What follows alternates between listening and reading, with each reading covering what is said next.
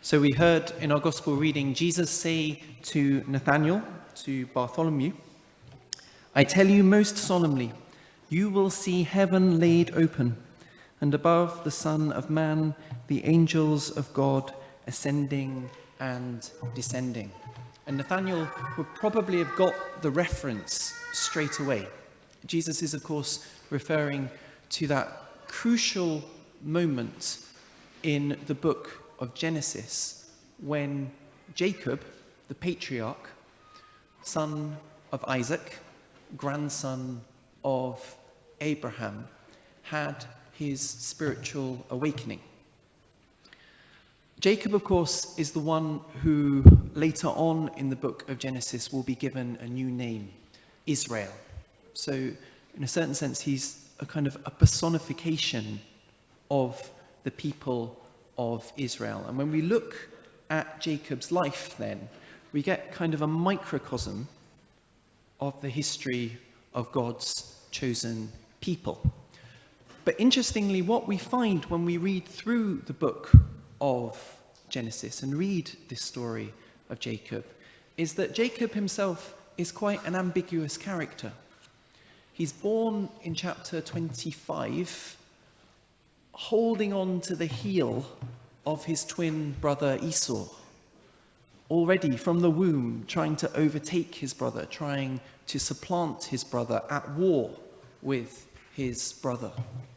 Then later on, we find him tricking his older brother into selling him his birthright for a pot of lentil stew.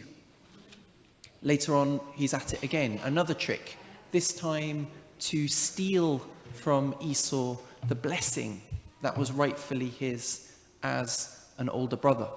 Yet this time there are consequences. Esau is furious. Jacob gets driven out by fear into the desert, and alone, afraid, for the first time, he has to take responsibility. For the first time, he has to take some decisions.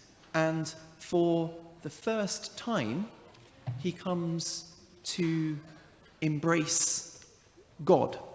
He enters into a personal relationship with God. See, up to this point, Jacob has always referred to God as being the God of his father.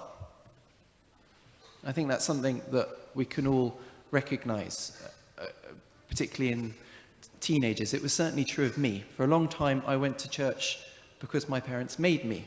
I worshipped the God of my parents. Jacob sounds like he has the same journey. And yet, leaving home, becoming independent, he has to make a choice. He has to claim his relationship with God for himself. And this beginning of his spiritual journey begins with a vision.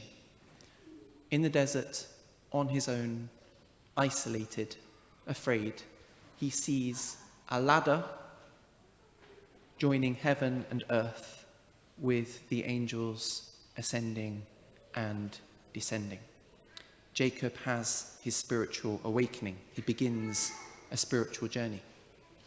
But it's very clear that this is just the beginning for Jacob, because immediately he says a prayer.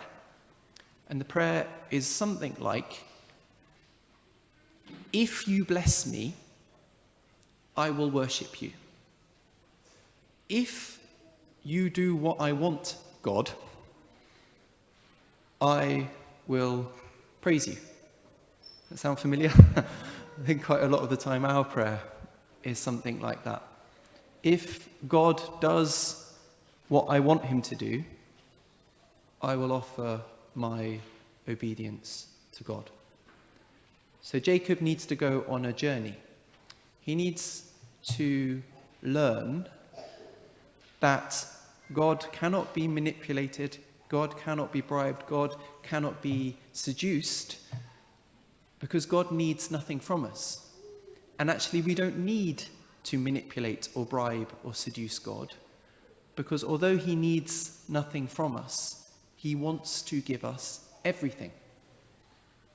In some ways, that's the story of the Bible, that Israel, the nation, coming to learn the glorious, the awesome grace of God, the God who needs nothing from us and yet gives us everything freely as a gift. And I want to suggest to you that in some ways we see in Nathanael, in our gospel reading, the completion of that journey. It only occurred to me this morning when I was praying with these readings that in some ways Nathanael and Jacob are opposite sides of the same coin. So where Jacob is from the womb fighting with his older brother, it's Nathanael's brother Philip who leads him to Jesus. So where Jacob is at war with his brother, Nathanael is at peace. Where Jacob is a trickster, always trying to get what he wants, what he needs through a cunning plan, Jesus just looks at Nathanael and says, there is a true Israelite, a man without deceit. Where Jacob, his first prayer is, okay, God, if you bless me, I'll worship you. Nathanael, immediately upon seeing Jesus, says, you are the Son of God, you are the King of Israel. And just as Jacob saw a ladder joining heaven and earth, Nathanael sees that same ladder because he sees Jesus. And Jesus, of course, is the ladder. Jesus is the one who unites heaven and earth because in Jesus, God took human flesh. God became human and lived among us.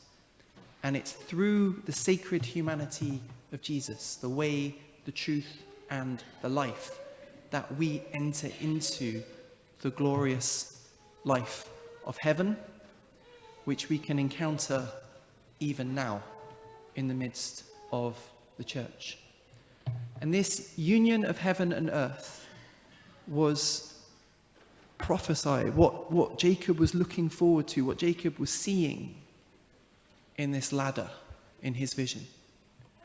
It's a union that Nathanael embraced when he accepted Jesus as Son of God, King of Israel. And it's a life that is offered to you and me today in the sacraments, every time we come to Mass. This encounter with the way, the truth, and the life, our Lord Jesus Christ. And in embracing that life, we are entering into a love that is more powerful than we can ever possibly conceive, and a joy that is eternal.